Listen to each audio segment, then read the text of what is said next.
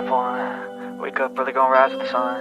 Step 2, get some good, some food in you. Step 3, think real hard about what you wanna be. Step 4, everybody just do your thing. Wake up, today's gonna be a good day. Wake up, today's gonna be a good day. Wake up, today's gonna be a good day. Wake up, today's gonna be a good day. Wake up, today's gonna be a good day. Wake up, today's gonna be a good day. Wake up, today's gonna be a good day. Wake up, today's gonna be a good day. Yo. Set your affirmations, aspirations. I got shit to do, the aftermath of preparation. Good food, good mood, blood in circulation. One step at a time, yeah, that's how you make it. Set a goal you control and the steps you take them. I try to pick one thought, have some concentration. And if I make a mistake, it's called education. I try to do this every day, call it replication. Wake up, today's gonna be a good day. Wake up, today's gonna be a good day. Wake up, today's gonna be a good day. Wake up, today's gonna be a good day. Wake up, today's gonna be a good day. Wake up, today's gonna be a good day. Wake up, today's gonna be a good day. Wake up, today's gonna be a good day. So life ain't easy, yo, I think there's a reason though. Ups and downs, just like every different season, yo. Sometimes I'm high, other times I'm barely breathing, though. I always gotta fight and hide from the demons, yo.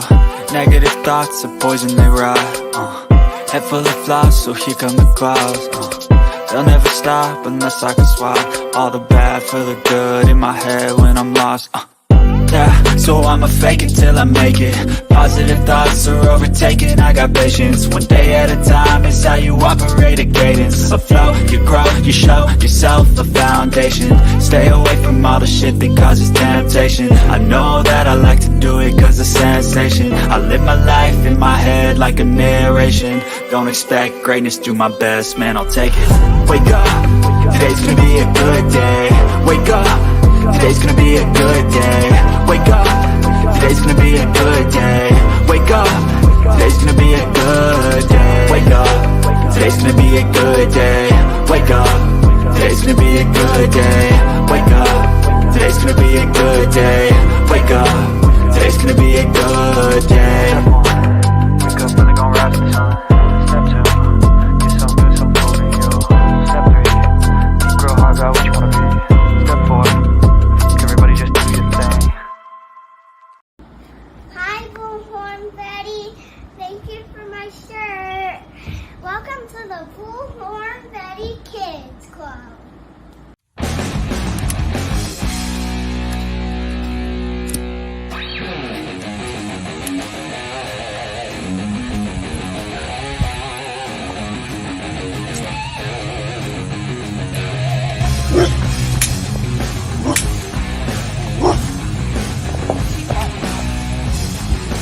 My bite's not close to my bark, buddy.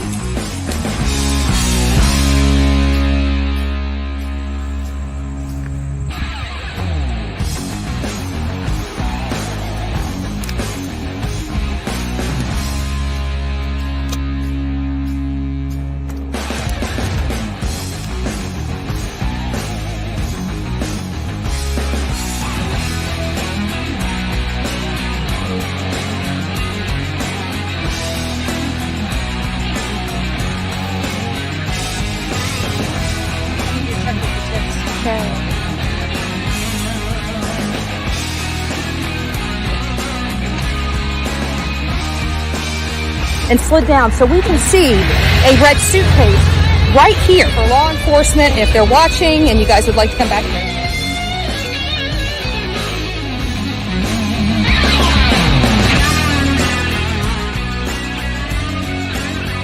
For being out here. So this is what we're doing today. We will see you guys back here real soon.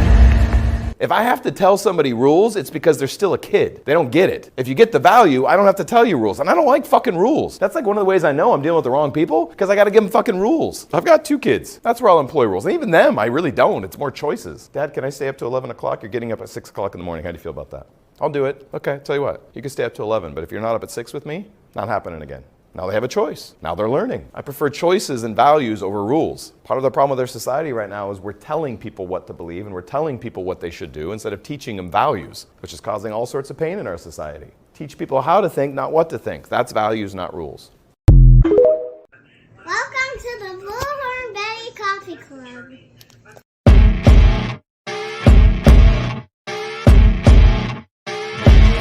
As you wake up in the morning, you want to find the latest, greatest information about criminal cases and have an intuitive conversation about the suspects associated with these cases. Head over to the Bullhorn Betty channel on YouTube.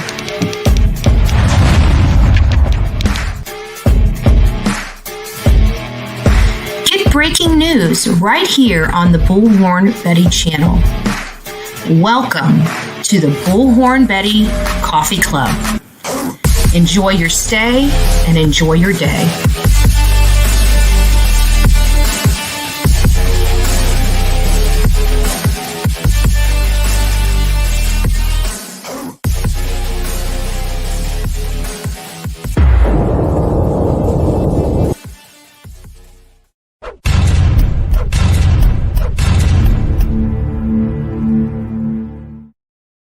Well, good evening, my beautiful people of YouTube. Look what we have. We've already got some gifts coming in for our beautiful 8-year-old boy.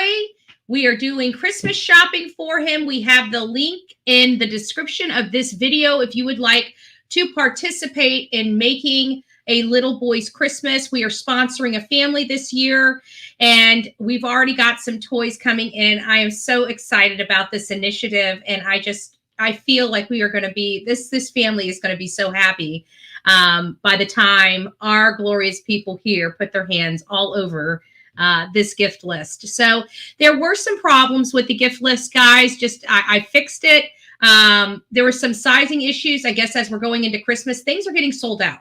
So I'm going to be monitoring that gift list. I'm going to be monitoring that very, very, very well, just to make sure that if things are sold out, we get something similar fashion put in its place. So that's what we're dealing with. So good evening, happy Saturday to everybody. It is November 25th, and we've got a lot, and I mean a lot, to unpack this evening. There is a 48 hours episode that's going to be going over all of this stuff. So is it going to end up being murder, accident, or medical? We have not looked into the medical aspect of this. Did he have some kind of medical situation that caused him to lose consciousness somehow, whether it be a heart attack or something like that? I know you guys are saying he's too young for a heart attack, but believe it or not, things like this happen. I've seen it. So could it be that where he had some kind of medical event where he just went over? We're going to look into it. We're going to look into it. But I have a funny feeling I've figured out what happened. I just don't know. Well, I don't want to say too much. The clarification, this is for Pop-Tart, the clarification, because I think Pop-Tart may have been confused. I didn't read the report. It's been a while, I should say, been a while since I reviewed the report. It's been a really long time. I've had it because I had it on my desk right here. So I did look at it, and I did find out the only thing that was left in the car was the wallet. Now, a lot of people have been, I'm a little iffy on some of the things, and I think I may have been iffy back in the day when we had discussed it. I don't know if we discussed it or not. But everybody keeps saying he ran out of gas. And I think they assumed that because his oil or his gas cap was off. But there's a report out there where Eric Bland said he did not run out of gas. And then in one of the official police reports, it talks about him having an oil jug in his car. So it might, I mean, it's just minor details. It really doesn't matter whether he ran out of gas or had had no oil or engine problems. It really doesn't matter. At the grand scheme of things, it's still automobile problems that left his car stranded. But I did want to clarify that the wallet was left in there, but the keys and the phone were found on Stephen Smith. So Stephen Smith had it. Okay. So that's not the show. I promise that's not the show. Did you guys know we had a birthday girl? Her mom was in here. We did a shout out for the birthday girl. I just want to say it again. Happy birthday, Alana. I'm not going to sing you a tune, but I did want to scream it out again. B. Betty, it's nice to see you this evening, followed by the real me too. Good evening, good evening, good evening. It's me, Jen. I mean, fake scammer, right? I'm not sorry. I don't know where they make this stuff up. I can't. I'm so sorry, Jen. I for the life of me, when I saw that, I'm like, these people. And that's not towards you at all. You know what that is? That's toward poor research. Just idiotic, poorly done research. We love you, Jen. Thank you for your love and support and your contribution to the Christmas list. Thank you. God bless you. Winnie, you as well. Thank you and God bless you, Winnie. Thank you and God bless you. Okay, so I think I got that. So I want to go through the roll call. Sorry, I'm having something talking in my ear. Summy Turbo, it's nice to see you this evening. Angie, it's nice to see you as well. Bullhorn Betty is present. We love you, Bray. Nice to see you this evening. Cynthia, it's nice to see you as well. Who else do we have up in the house? You guys have been yapping. I think Betty's theory is about right with Stephen falling out of a pickup truck, cracking his skull. I'm telling you, we're going to dovetail, man. We're going to dovetail. You guys are, I'm doing a spoiler alert. I think I know how this ends. I really, really, really, truly think I know how this ends. I got it. I think I got it. So it is awesome. Let's see, Sonia, MJ, nice to see you this evening. Kathy B, nice to see you. Hello. And if I missed you, let me just scroll on down. If I missed anybody, I just want to say a blanket Nani. It's nice to see you. Pebbles, good evening, Love Bug. And this is just a big shout out to all my beautiful mods. You guys rock. I just want to tell you that. Rhonda, it's nice to see you. Chevron, cool gamer, good to see you this evening. I think we got everybody. If I missed you, I just want a big blanket. Good. Oh, look who I'm almost starstruck. Is Miss Robin in the house? Holy crap. Well, hello, Miss Robin. How are you? Nice to see you. DW, it's nice to see you. RTU, not sure what that means, but we see you. Hopefully you're not a troll. If you're a troll, stick around. Don't be mean to Betty. That's all I got to say. Don't be mean. Oh, just a little house rules, okay? Just for the people that are new here to Bullhorn Betty and chat. The rules of the chat is don't be a dick, okay? If you can't do that, have a good night. God bless you. Go carry on with your day, okay? This is like the no dickhead chat room, okay? So just don't be a dick. Okay? Just don't. It's in poor taste, All right, we're going to roll right on. I'm sorry. I got to get back to my ice cream. My ice cream is melting. Okay, I just want to. Oh, thank you, Lulu's Nana. Nice to see you. Love it. I'm eating ice cream. I'm eating ice cream, so we need to roll the footage. We need to roll that beautiful bean footage so I can stuff my face behind the scenes. But shh, don't tell anybody, okay? I'm going to roll this footage, and we'll be back as soon as this is over, okay? And this is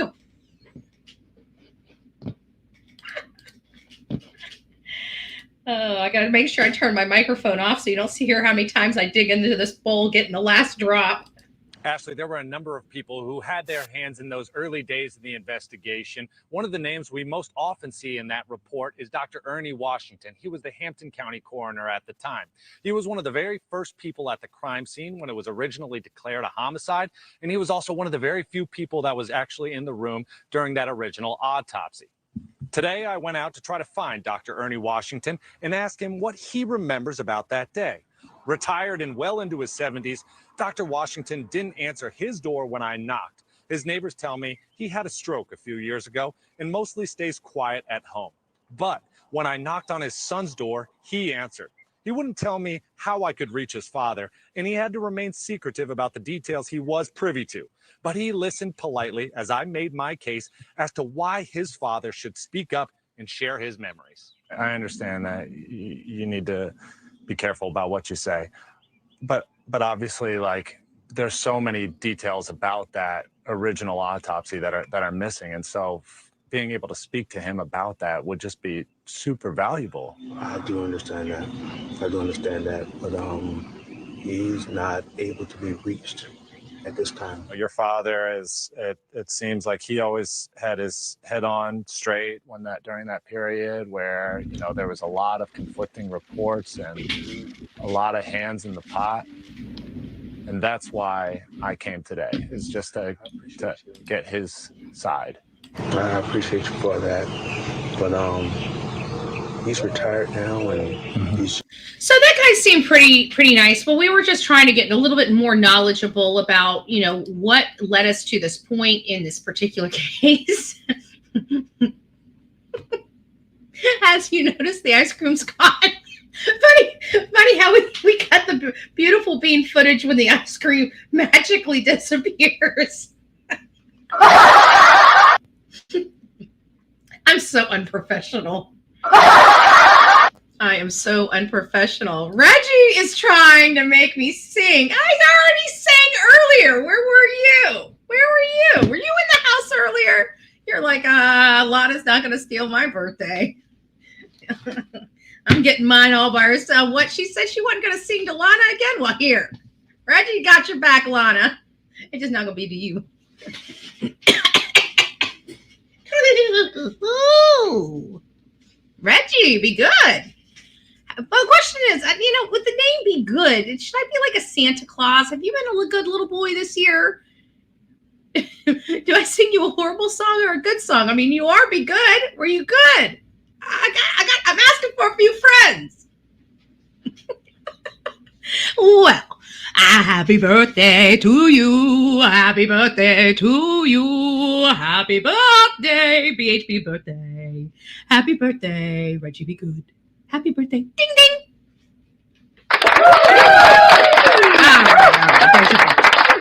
Thank you for being a valued member for over a year. I don't know why in the world anybody would be watching me for a year. I am entertaining. Shh, don't tell nobody. All right, I'm done. Right, I know.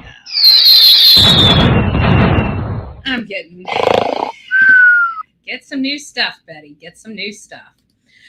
Okay, guys. Well, listen, you know, we've looked at a lot of stuff when it comes, in all reality, we look at a lot of stuff when it has come to this case and what the possibilities of what happened to Stephen. You guys know how I felt, especially after Alec Murdaugh murdering his wife and son. I felt like he's capable of anything, right? And of course, naturally, okay, well, listen, Krista, then you don't need to be here. Why don't you leave my chat? If you can't handle me and my chat on Bullhorn Betty channel, what in the fuck are you doing here? Don't be a dick!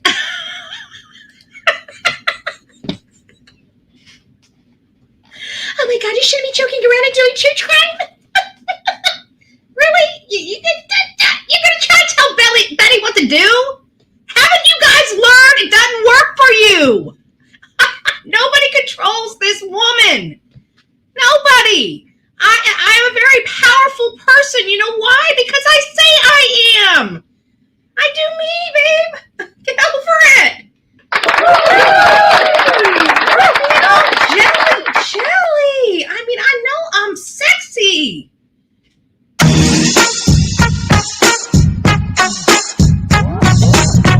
Damn, I know you just can't get enough, right? Don't be a Richard. You know, my brother-in-law is named Richard, and I gotta be honest with you, he's definitely a dick. And I definitely definitely would love, those damn in-laws.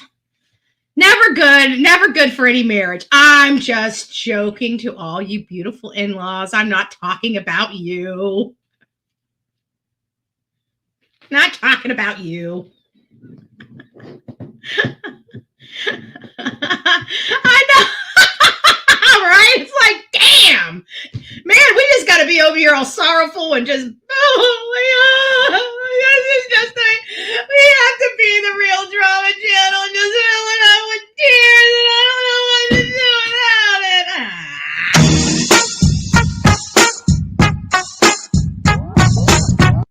And they're going to have to deal with it. All right, let's get on with it. So we have possibilities here with the Stephen Smith case. We got possibilities here, right? We got murder, we got accident, but I'm not talking about the car accident with body, metal object with tissue and bone. I'm not talking about that kind of accident. But we went over that thoroughly in my last segment this morning at 6:30. I took the whole segment. Didn't really talk about a whole lot of different cases. Got right on into it. So if you want to go check it out, go check it out. It's very informative, I got to say. Very informative. But I went over the autopsy. I found out a lot more information, and it led me to say, you know what? We've seen this before. We've seen where people, because we cover true crime, we've seen where people have been shot and killed, and boom, down they go, right? And it's similar to that with the heart attack. When your heart stops beating, your blood stops pumping, fell out of the truck. Betty, are you thinking Stephen fell out of the truck that one of the persons of interest was driving? I do. Now, there is, and you should, you weren't here for this morning. You need to go back to this morning. I broke the case down, baby. But I was reminded there is a third theory out here. There's a third theory out here, and it's based upon a medical event that happened. Maybe he was walking in the middle of the road. Maybe we got it all wrong. Maybe he said, I'm not walking. I don't want to walk on the side of this road. People will not see me. It's too dark. It's better for me to be in the middle of the road where they have the lines that they can see somebody walking on, because those lines are reflective. Maybe. Everybody says he would not walk in the middle of the road, but who knows? It could be. It could be. It's possible. And that's where we live right now when we don't have a whole lot of information. We live in this world of possible. And that is where we're going to go back to for this next clip. I'm going to teach you guys a little bit about heart attacks. Not that we need a cardiac video, but it's leading in, it's segueing into my topic of conversation. So we have to watch it. And besides that, you know what? It might save a life, okay? It might save a life.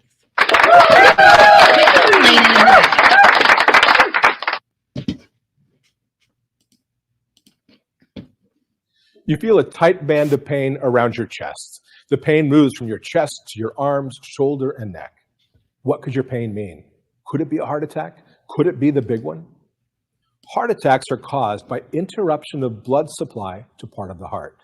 If the blood flow is blocked, your heart is starved of oxygen and heart cells die.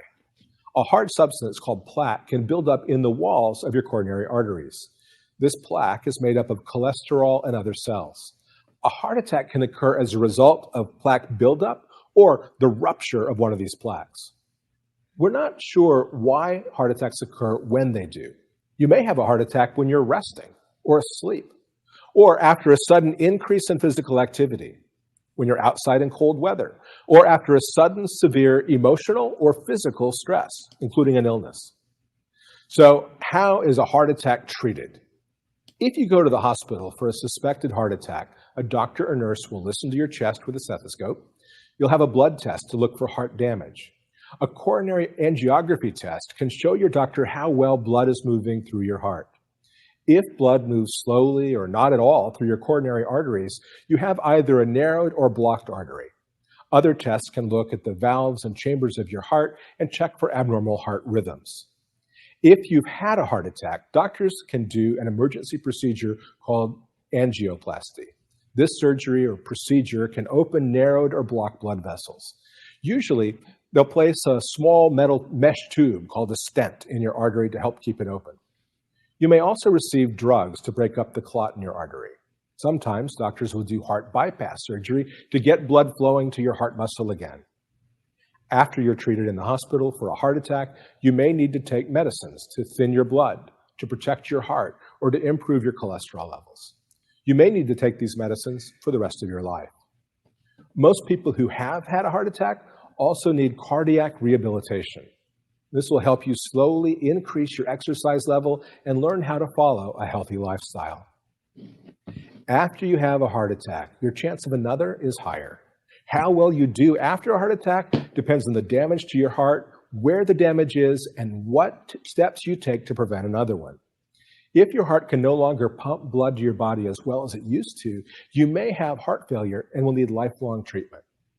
Usually, a person who has had a heart attack can slowly go back to normal activities, but you'll need to take steps to prevent another heart attack. To be honest with you, I only wanted the plaque stuff, but it was a good video. I figured we'd play it all the way through because I feel that some people in this audience probably need to hear it, all right? I used to, right? Filled my body with grease and soda like Big Mac Mike. Used to fill my lungs with that stinky cigarettes. I'm down to the vapes. I'm not doing much better, but hey, I ain't judging, okay? I'm not judging. So what brings me here? I want you guys to watch this. I'm not going to put this one up. I'm not going to go too long on this one because really the first part, the first like 30 seconds really is what I'm trying to show you guys. So I'm going to get out of the camera view.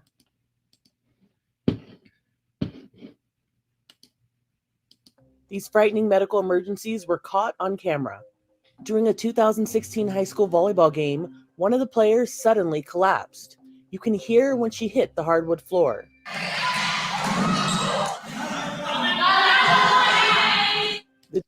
So that is what I'm talking about. Just boom, you're down. What if it was a medical event as he's walking? Just something happened and he collapsed and he came down with such force that he caused some of these injuries on himself and bled out there. You know, the skull fracture, you know, we learned today, and we're going to go back because I know there's some people here at night that weren't able to catch the 6:30 show this morning. But what we learned is that this was a single blow to the head. But it wasn't what we learned, and we're gonna watch a video on it here shortly, but you're gonna learn that it wasn't an impression fracture. So that means any type of object, baseball bat, crowbar, everything out.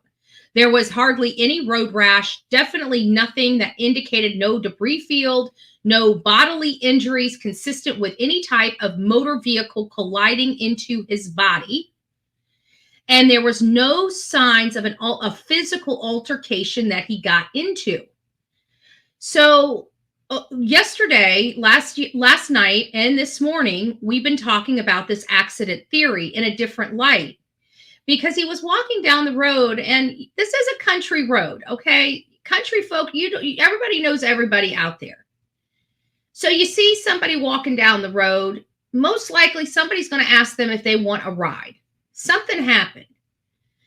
But there is this theory of medical condition because there is a way to explain these injuries by medical phenomenon. So what do we do in a situation like this? We divert back to the autopsy. And we've been going over the autopsy in very limited fashion. I've been cross-referencing with some of the discussion points that we have. So we haven't read the autopsy in its entirety on the Bullhorn Betty channel. And so we did learn that there was a lot of right side impact, consistent with some type of single blow impact. Okay. He's got a dislocated shoulder. I'm on the left side, the right side. He's got a dislocated shoulder, right dislocated shoulder. He's got this weird skull fracture that goes all the way up, 7 1/4 inches up. And this posterior lateral fracture that goes from ear to ear on the back, and that was part of the cement, the hit. We also learned that they believe this guy was there. Wherever he fell is where he died. And I was hopeful because the one photo that I saw looked like it had a small pool of blood around him. This one, guys, this one it's not. I looked at the autopsy, or not the autopsy photos. I looked at the crime scene photos, the photos with him out there on the road. And there was a lot more blood than I originally took note of.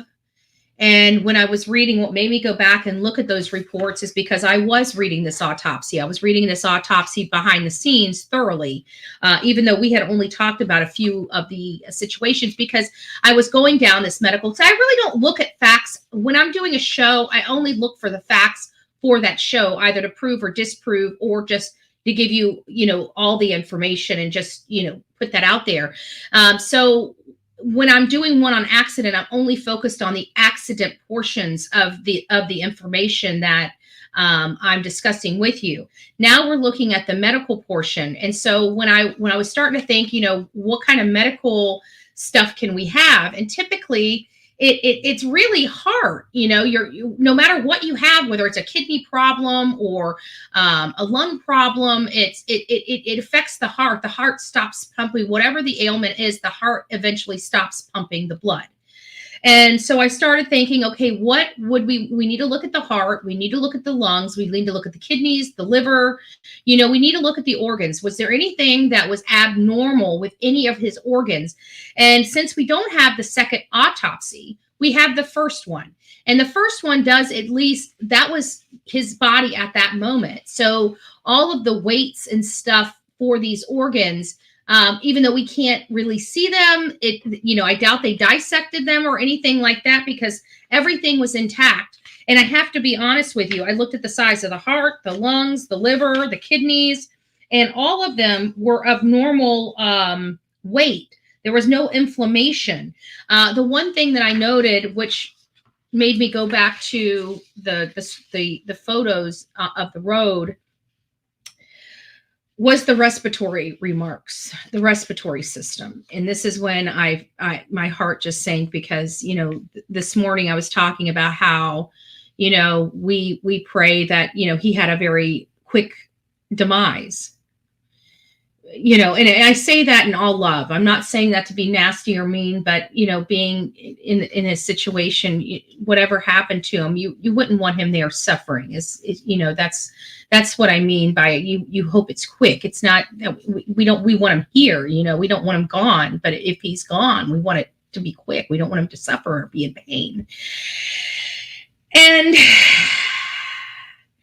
I don't think that's the case, unfortunately.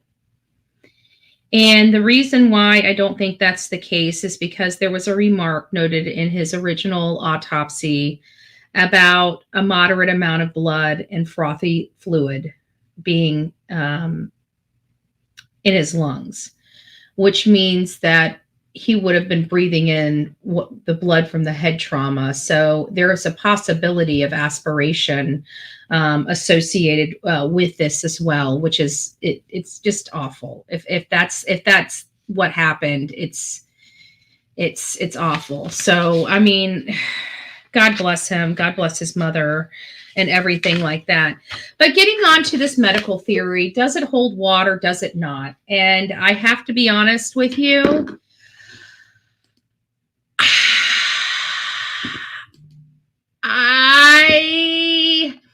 I'm going to turn it over to this video, and then I'm going to make my statement, because after this video, I think it'll kind of clear things up on a few aspects. You got to pay very close attention. This is going to be Eric Bland. He's going to make this. There's going to be one sentence that he says that pushes me over the fence. And so now I'm going to let you know what I truly think happened.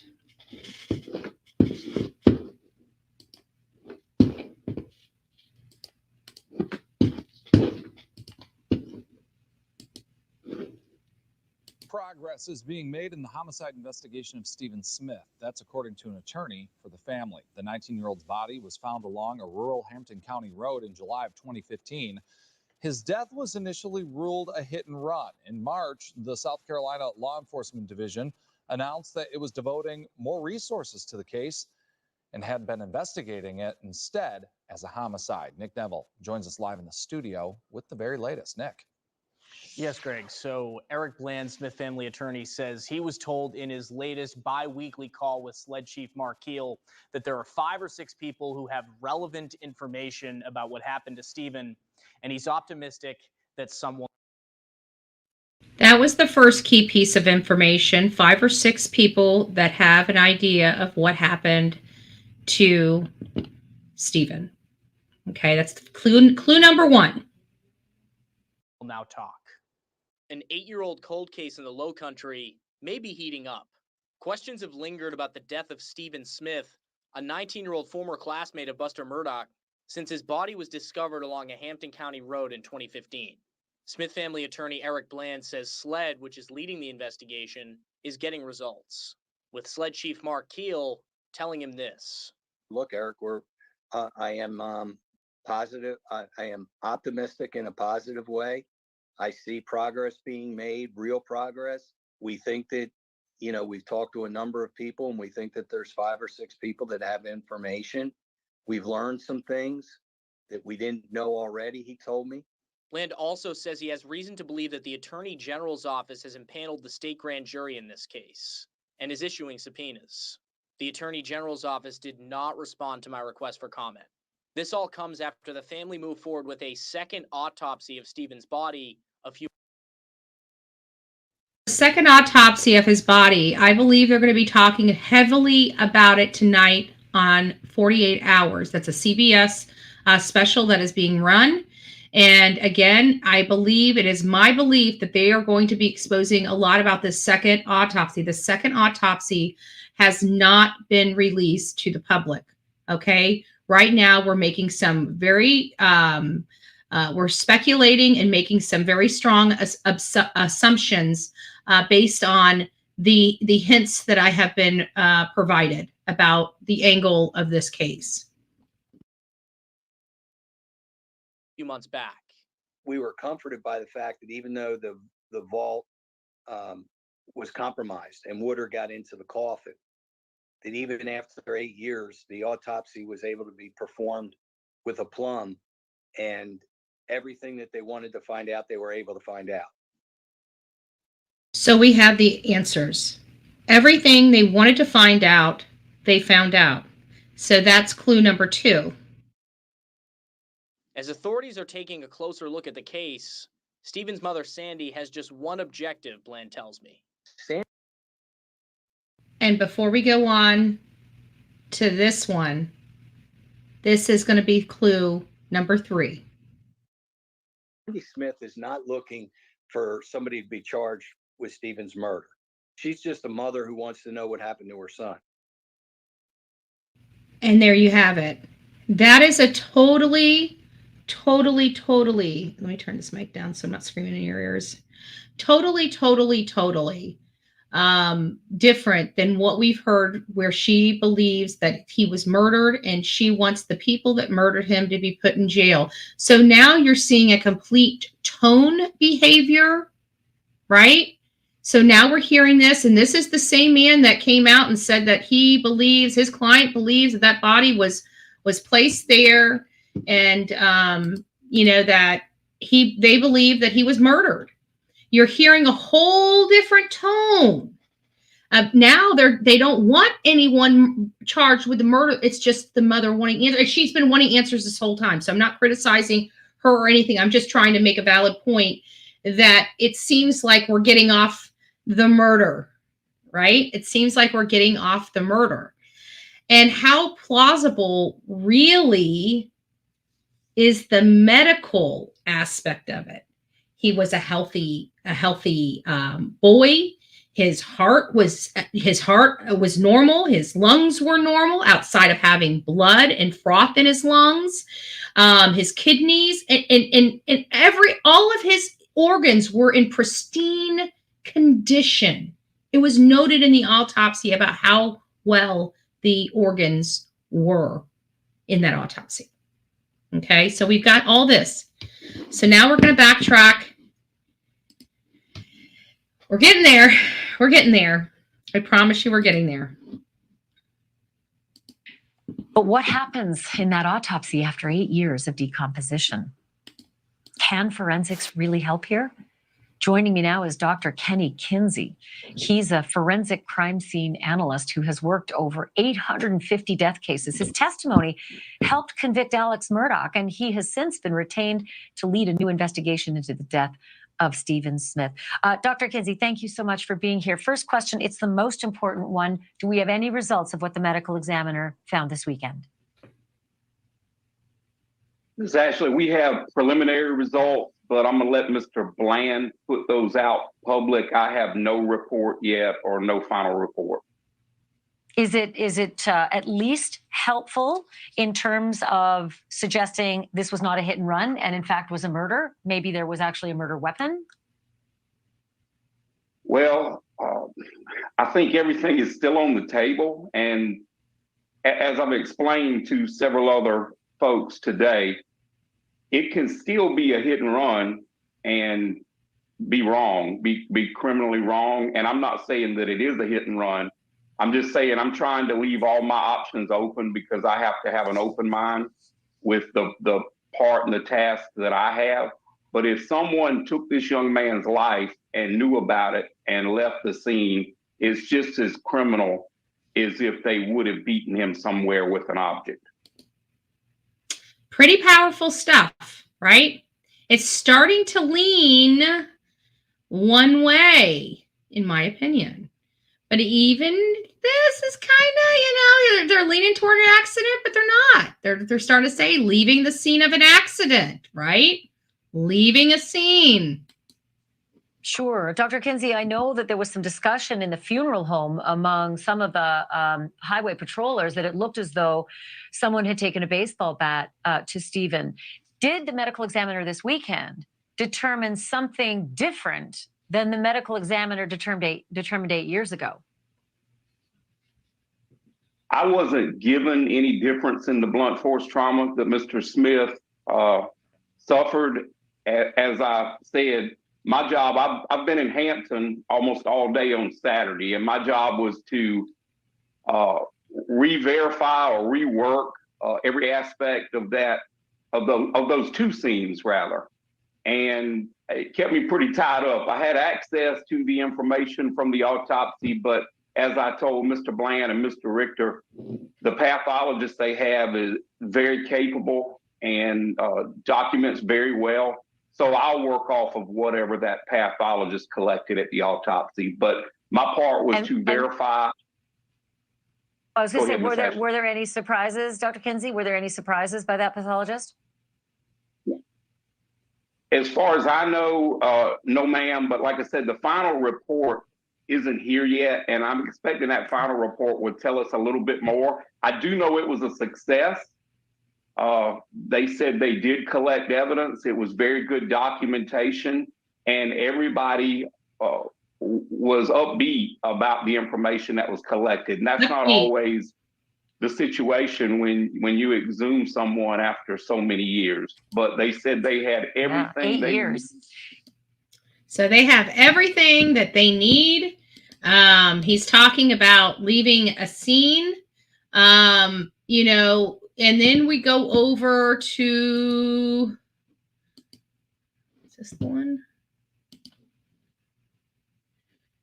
I don't want to, I went ahead and reached out. I made sure everything in the photos that I've got are blurred. So I'm okay on that, but that's not really what I want to show you guys. I would like to show you guys this, and then we're going to discuss, and I'm going to give you guys my theory of what happened.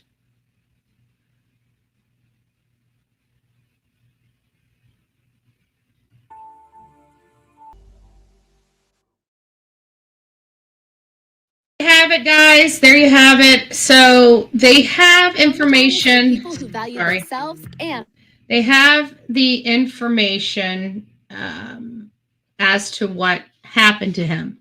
This is my theory of what happened.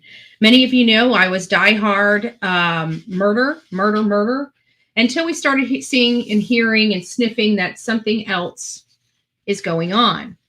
So I went back and I read everything. I even read the original report. I got to tell you, when that the original coroner deemed this a automobile accident, there was one officer that demanded answers. Absolutely demanded answers, was calling lieutenants, calling sergeants, speaking to the pathologist or the coroner, asking them, asking the questions like, how did you render this? How did you come to this conclusion? And basically what it was is they all originally thought that Stephen was shot. And when they got there and he wasn't shot, they basically said that there was only really one option left: accident. And so that's what they did. They decided to just deem it a hit and run accident, even though there was no debris field. Well, now we're learning, and we have learned, but we just didn't. We weren't paying attention to the report because everything was so messed up. You had officers thinking it was a homicide, other officers thinking it was an accident. You had two doctors that had wildly different opinions on what happened to him. So everything was so messed up. When we were looking at the pathology and lab report, we're like, well, how much of this is accurate and how much of this isn't really accurate? Well, now we're finding out that it was, the autopsy as far as his injuries was spot on. But it wasn't until the new pathologist, that doctor, what's her name? Dr. Dupree, I think it is.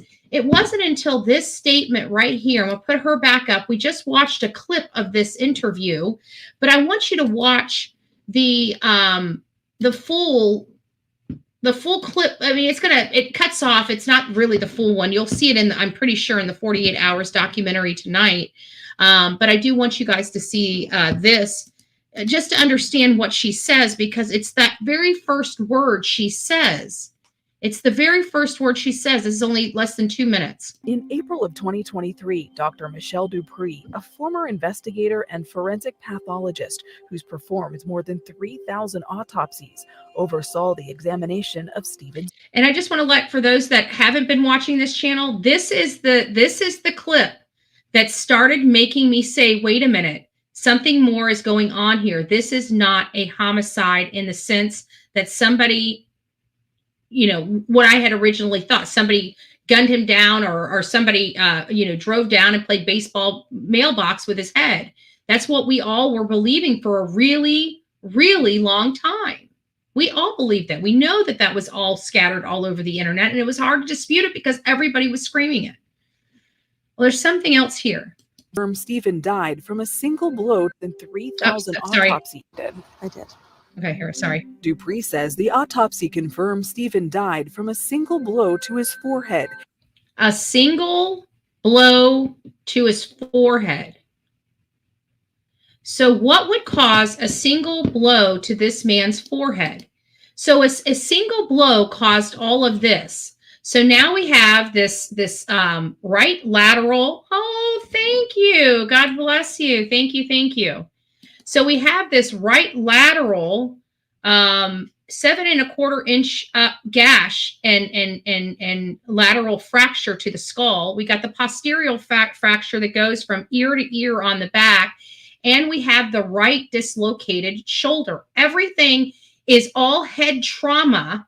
There's no evidence of a physical altercation with this boy. There's no evidence of an automobile striking this boy, because if an automobile had struck this boy, he would have been knocked out of his shoes. I'm telling you, I have looked at the crime scene photos. I would call them crime scene photos, but the scene photos where he was pictured out there on the road, and both of his shoes were on. And it was also noted in both the original report of this, the officer of Stephen Smith. This was from, I don't know what hold on, let's see what this one. It doesn't say what officer wrote this. It doesn't say, but it says who all this person called. It redacted the name of the officer that wrote this report. But they even indicate that there was no evidence of it being a hit and run. I mean, he was in his shoes. He had no bruising. He had minimal road rash. So what would cause, and they determined that where he was not positioned there, where he fell, where he he landed, how he landed, that's where he landed and where he died. Right there was where, that's ground zero. All of the experts agree that where Stephen Smith was is ground zero. Where there's no crime scene. He wasn't transported there and dumped in the middle of the road. That is where he sustained his injuries, and that's where he died from the injuries he sustained. So what would cause a single blow all on the top of the body on the right side and leave limited road rash? And he, the only thing I can think of is this is a country town. This is my theory, and I think we discussed it. And you guys know I was on the fence earlier. I've been on the fence for a few days, and this is kind of pushing me over. I'm curious if I'm right. I'm going to tune in to 48 Hours to see if they discuss this autopsy, the second autopsy, and what the findings were. But I think what we're going to find out is somebody picked him up. They saw him walking down the road and picked him up, and they either played a horrible prank on him and he fell out of a vehicle, a moving vehicle, or something happened where he fell out of a moving vehicle. Either way, I feel he fell out of a moving vehicle, they got scared and took off. And that would explain the behavioral change in Mom's stance and in that Eric Bland stance, where they say, you know, she's not looking for people to be charged with murder. I think she realizes, I think that what we're going to find out is this truly was a terrible accident. And in all fairness, it was a terrible automobile accident, but it wasn't a terrible automobile accident in the sense that we think the object, the metal object, hit the human tissue.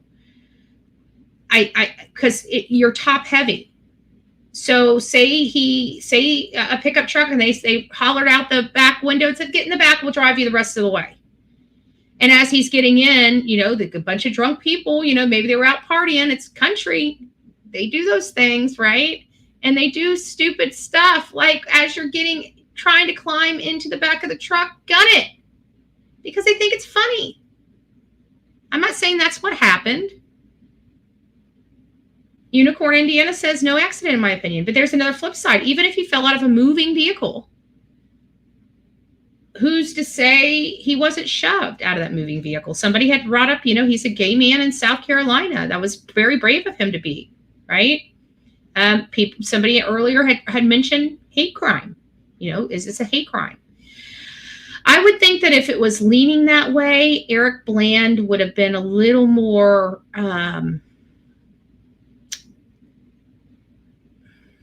emboldened, a little more angry, you know, a little more. I think we would have seen him exuding disappointment and frustration. I saw a more relaxed tone, a more relaxed, like it seems like they're going to be getting news that's going to clear up what happened, but it's not what they think. I think I'm leaning to this being it could possibly, in all fairness, turn out to be a manslaughter charge, a vehicle manslaughter charge. I do believe, and they said 5 or 6 people. Remember that rumor we heard a while back that there was a pickup truck with 5 or 6 guys in it? But the rumor was that either Paul or Buster were in the truck. And that's when the whole hate. See, remember I told you that sometimes we hear rumors and some of it's true, but the other stuff is wildly different than its original, how it originally started. I think that's what we're dealing with here. I think what we're going to find out is that there are some culpability for other individuals, and I think he fell out. I just think he fell out of the truck.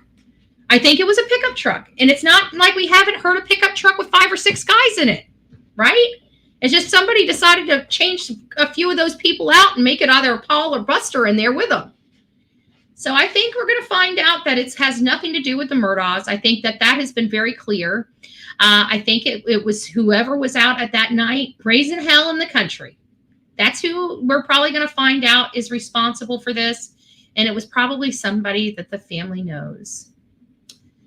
It was probably somebody that had just the tone difference. It makes me feel like whoever it was must be somebody that his mom must know and like, maybe somebody that she knows would not have. I don't know. I just think we're gonna find out something much, much, much different. I really do. I think we're gonna find out something much different than what we have ever found out before. And I've got a lot more tabs here open. I'm gonna see if there's anything else that I wanted to discuss with you. I didn't want to stay on here too long because I feel like I'm beating a dead horse. And the reason why I feel that way is because we've been beating on Stephen Smith for two or three solid days trying to make heads or tails of it. So here's the facts for all those that are coming in. So when Stephen Smith is one of the cases that were reopened due to Alec Murdaugh and the investigation that went into Alec Murdaugh. During that, they exhumed his body. They've done a second autopsy. It looks like they're going to be revealing some of that information from that second autopsy tonight on 48 Hours. And we're learning that there might be something a little different here than what we originally imagined. We were under the impression that Stephen Smith was murdered. When this case was first breaking back in 2015, that first day, they thought he was shot. They found out he wasn't. They claimed that he was hit by a car. And another thing, I didn't realize this officer that I told you was like pumping the brakes on it. It's like, wait a minute, where did this whole automobile accident, this hit and run come from? There's no debris field. There's nothing. Stop what you're doing. They had already sent Stephen Smith's body off to the funeral home. He had to get sergeant and sled agents and everything to get over to the funeral home. I mean, it was a pretty big ordeal. Like they were just moving this right along, and the officers are like, what in the world's going on here? I mean, these officers really did question. I didn't know that they had the authority to do all this when this stuff was going on, but this I mean, it's detailed. It is really detailed what they did. Oh, and here's another thing that I forgot about. The coroner also noted when they were going down the homicide theory that there was defense wounds on the hand. And I think that still is in line with the falling over. I walked the scene and saw no evidence of any car parts or pieces, then had all units clear the scene. It goes on to say that I called Corporal Rowell, who advised the Sheriff Smalls called him to advise the autopsy was conducted at the MUSC and no bullet was found, and it was determined to be a hit and run. He's like, I immediately called Sheriff Smalls, and he goes on to say that they called this person, that person. It says, she said that it was not a gunshot. This is from the Dr. Aaron Personnel, which is the one that made the decision. And she said that it was not a gunshot wound and no bullet or fragments were found during x-ray, and that it didn't look like a bullet wound in her opinion. And since the body was found in the roadway, she could only theorize that it had to do with a motor vehicle that caused the death. I asked if he had any injuries, any other injuries. She stated only the dislocated right shoulder. Further down, it says, I told him to go back to the scene and make sure the body had been marked and start looking for any vehicle debris in both directions. He called me back and said he could find no debris at all. They also say that she stated that they found the smartphone and the keys in their deceased's right pocket. So his phone definitely was on him, and so was his keys. So for Pop-Tart, I think it was, the only thing left in the car was the wallet, which is still a little odd, I mean, but it's still odd. I don't know if I would have left my wallet in the vehicle, but sometimes you forget, sometimes you have those, I don't know. I've seen people where they lift up that armrest and throw like their wallet or whatever in there. Not girls, obviously guys, because girls would have purses usually and they stick it in the purse. The purse is an appendage. It goes with them wherever they go. But for the guys, you guys just have the wallet, and sometimes, sitting on a wallet hurts your back. So I've seen guys pull the wallet out of the back and throw it into that middle console. So it might have just been a simple thing where it was in the console and when everything was going on, he just forgot to grab it. Who knows? And listen to this. The phone in his right pocket was undamaged, was completely undamaged. So again, it removes the theory that he was hit by a car, because the right pocket is right there in the thigh region, because when you get hit by a car, you're typically hit in the torso, in some portion of the torso or and thigh region. That's just where the bumper and everything kind of lines up on a human being. So that's where the majority of your impact is going to be, and where your bruising and patterns would be seen. Here's where it says that they went through the vehicle and found the wallet of the deceased, and also noticed the gas cap off. They found engine oil in the vehicle and believed that he had vehicle trouble because he could not get the vehicle to start. And since he was between the vehicle and his residence, they believe he was walking home when the incident occurred. So that's why he was he was walking so far. He was walking home 3 miles. I mean, think about it. Everybody makes like this big deal about 3 miles. 3 miles is about an hour of walking, and you're on a country road, an hour or less, right? I don't know how much, what is it? 17 minutes for just a casual walk. I mean, you can get it down to probably, if you're, jogging or have a good pace, you could probably get it down to 12 or 15 minutes. So you're still looking at 30 to 45 minute walk home. On a nice night, you got to do what you got to do. But I just wanted to put it in perspective. Like he wasn't like, 2 hours away from his home trying to walk home. He was under an hour, and he was walking home because he couldn't. Oh, thank you. The real me too. Gifted. Oh, hold on. Let me go over here. I haven't seen everybody. Oh my goodness. Thank you, Lulu's Nana. Reggie, we know about you because my voice is hoarse now. Well, you got our beautiful Justice for All. I love you. I love you. I love you. I hope you're doing really, really well. Happy holiday season to your family. Hugs and kisses to the youngsters. Kathy, oh, thank you so much. God bless you. Oh, look at that, Lulu's Nana. Thank you. Thank you. God bless you. And we have a gifted Bullhorn Betty membership. Awesome. That is awesome, baby. Thank you, guys. And God bless you. God bless you. I appreciate it. Appreciate all your love and support. So does that kind of make sense? Because we have to think, okay, we listen to the pathologist, a single blow.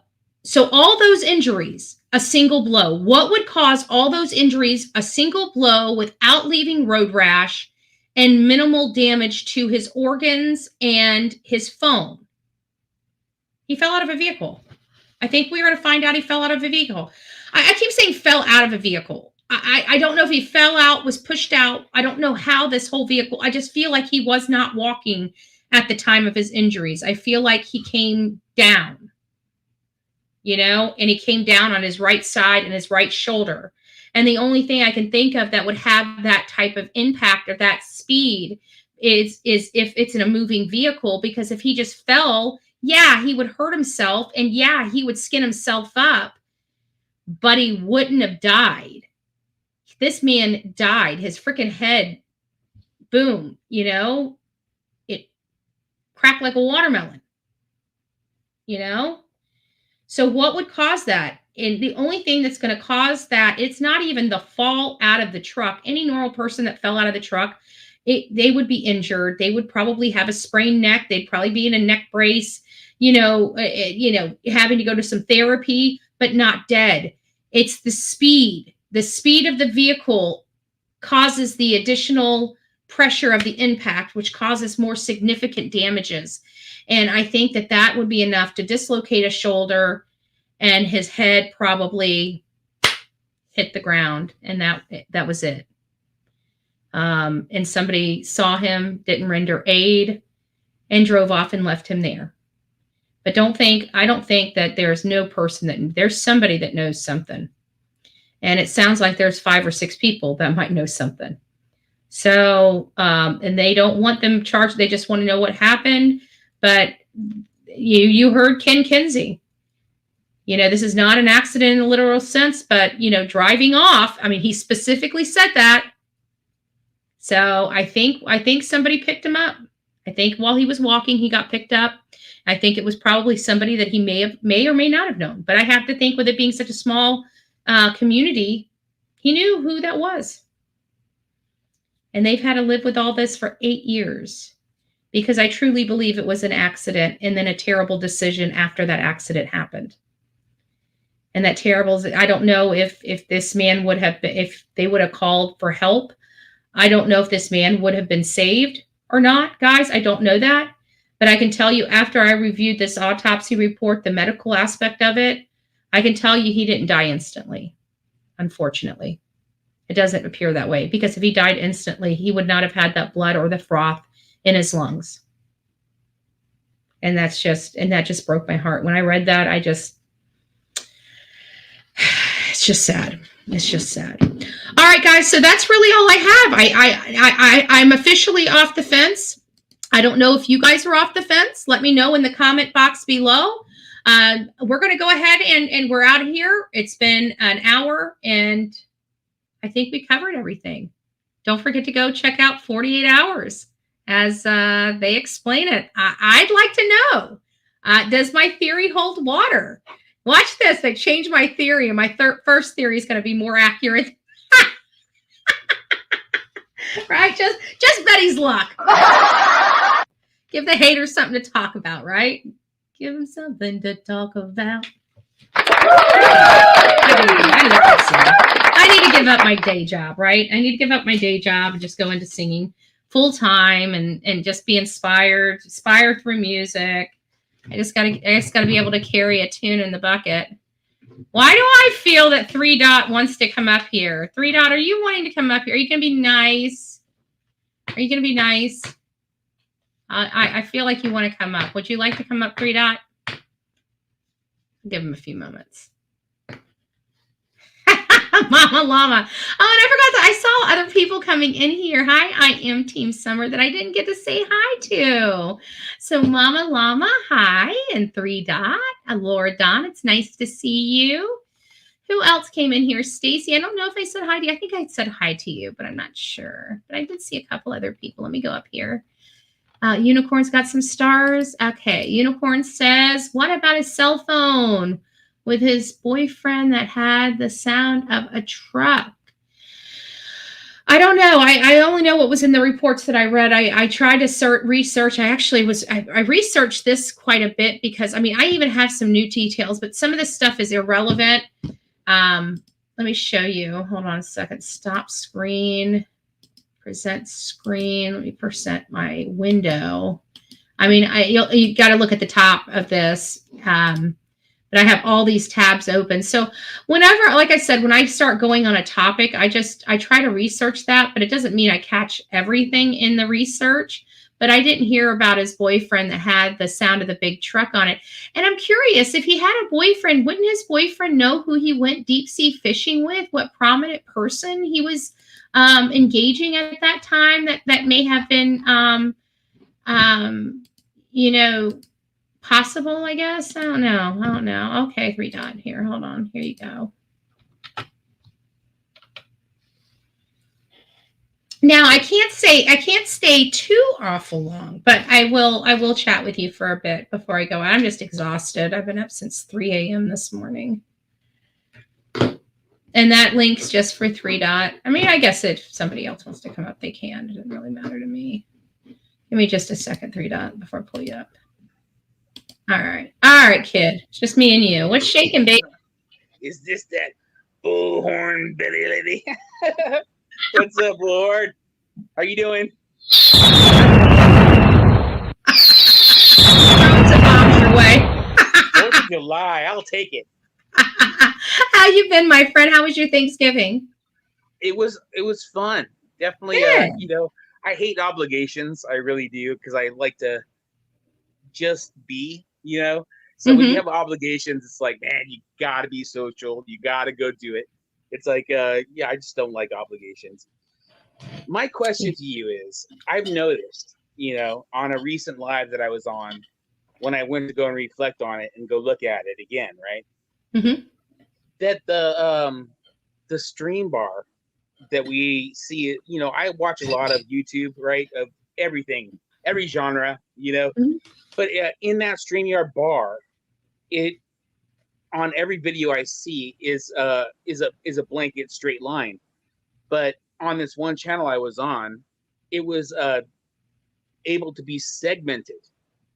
Yes, that means they went and clipped segments out of their show. So that means that they had a live show. Yep. And they went in there and removed segments out of there, either to get it to be ad suitability, or they didn't like the content, or, you know, it would have been flat. I don't know, but they had to go in there. The only time you ever see the set is when they cut the video and they cut segments out of it. Really, because I thought it was really interesting because it had like as if you were looking at like a book's intro, like where you see like, yeah, you have like the intro. It's like if you were like had like say a 12-hour live, and you said like the first 5 minutes is intro, right? And then this person comes up on StreamYard. You like put that as a segment, and then that ended, and this discussion came up 10 minutes, and because I'll explain it. Like for me, there was one clip that I played from, I think it was TikTok, and it wouldn't let me share revenue. So it was going to block the whole thing. And so I ended up having them, you know, there's a button on the back studio to have them remove that whole segment. And so you just literally click a button. So it might be something like that too, you know, where they played something that got copyright and it was just easier to delete it. But no, it's not an intro thing. I don't believe that's what was going on here. It was basically, and it happened. I don't know. I feel like I looked at it relatively soon after the live was posted, and somehow he was able to go in there and have all these segments put in, right? So like say 12 segments, and then also like when you go into like the more info part where you like look and see like the finite how many views exactly is going on there in that same kind of like thing where you click it, it had a like a paragraph line going from 0 to 5.16 is this and that. You could like see the paragraphs basically of the live. That might have been the transcript. We get transcripts behind the scenes. Yeah, it was like a transcript. Yeah. You're asking me stuff when it comes to video editing. That is not my forte whatsoever. Talk show. Like, I guess it's something new, and I've been like trying to find somebody else that knows about it. And I guess that the guy's channel is Speakeasy. That's where I've seen this. So like you know, I believe that it's going to be something new for us. Oh, you know, well then maybe that person's probably just doing a beta. Maybe because I know there's been times that you know YouTube they reach out to you and they let like certain creators try different beta programs and review them before they're out to, you know, to a larger audience. And so he might be doing something that's beta, or it might be out there and I just don't know about it because I don't pay attention to any of the YouTube That's crap. what I think is happening. He said I was like in a somebody else's channel and he was in there. I was like, dude, I want to know about this. And he's like, come on my live. Sleuthy Goosey is saying you can timestamp your videos. Okay, well I didn't know. I don't know shit about YouTube. Dude, I feel like it's gonna enhance just the, you know, coolness, you know. Right. All right. Bye, Betty. All right, 3 Dot. You take care and find out what it is. If I can't find it out for me, baby, because I feel like you have that like you have that mind, you know. Yeah. And share it. Don't just be like, you know, it's just mine. Give it to everybody. Peace. Okay, I will. All right, you take 3 Dot. I have to drop down. Yeah, I don't know anything when it comes to this YouTube stuff. That's why I do live shows. I do my raw little footage stuff. I'm not an Olivia. Okay, I don't know nothing. All right, I don't know nothing. I got a mouth. That's what I got. That's my moneymaker, right? That's my moneymaker. I'm just joking. I know. Get some new stuff, right? Get some new stuff. So that's really it. I really do think that at this point, that's the only thing to me in my mind. I might be missing something. I might be not thinking of something that could explain how he got one single hit that's not a impact from an object, because there's no indentation, there's no impression. It is lateral. It's lateral fractures to the skull, and it's one blow. and dislocated right shoulder, a lot of right damage going up. I don't feel like his feet were on the ground when he sustained his injuries. I really don't. I think he went head first. And the only thing that I can think that can explain head first is being, either forced or accidentally falling out of a moving vehicle, either a truck or car. So that's my theory. Tonight at 10 o'clock, CBS, 48 hours. Let's find out. You guys take it out. Don't forget to rock it out with your coffee beans out. Take care, y'all. And don't forget to be fearless. If you see something, say something. An ounce of prevention is worth a pound of cure. And until next time, y'all be safe and kind to one another, especially in those comment box below. You never know what kind of day somebody's had, and you can make or break that person. God bless.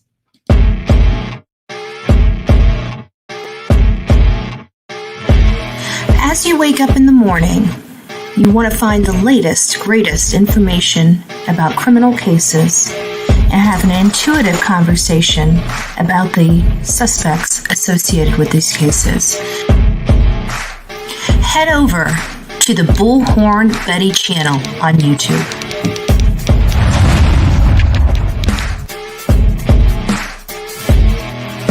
Get breaking news right here on the Bullhorn Betty channel. Welcome to the Bullhorn Betty Coffee Club. Enjoy your stay and enjoy your day.